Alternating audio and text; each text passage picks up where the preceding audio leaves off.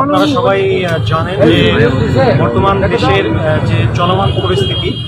সেই পরিস্থিতি মোকাবেলায় আমাদের মাননীয় স্বরাষ্ট্র উপদেষ্টা যে নির্দেশনা রয়েছে যে রাতের পরে, সন্ধ্যার পর থেকে ভোর রাত পর্যন্ত, স্পেশালি রাতের সময়টাকে গুরুত্ব দিয়ে আমাদের যে টহল জোরদার এবং বিভিন্ন পয়েন্টগুলোতে চেকপোস্ট স্থাপনের একটা নির্দেশনা দেওয়া হয়েছে, যার প্রেক্ষিতে আমাদের র্যাব সদর দপ্তর থেকে আমাদেরকে কঠোরভাবে নির্দেশনা দেওয়া হয়েছে যে রাতের বেলা টহল কার্যক্রমটাকে পরিচালনা করা এবং শহরের বিভিন্ন গুরুত্বপূর্ণ পয়েন্টগুলোকে চেকপোস্ট স্থাপন করা, যাতে এই যে ছিনতাইকারী যেটা দেশের চলমান পরিস্থিতি তৈরি হয়েছে, সেই ছিনতাইকারীটাকে যাতে প্রতিরোধ করা যাবে।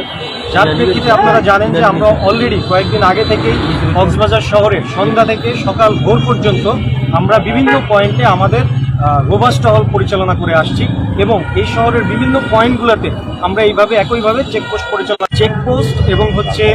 যে টহল, এটা জোরদার থাকবে এবং আমাদের র্যাব 15-র পক্ষ থেকে এই ছিনতাইকে কোনো ধরনের ছাড় দেওয়া হবে না। এই ছিনতাইকে প্রতিরোধ করার জন্য কক্সবাজার স্পেশালি টুরিস্ট শহরটাকে ছিনতাইকে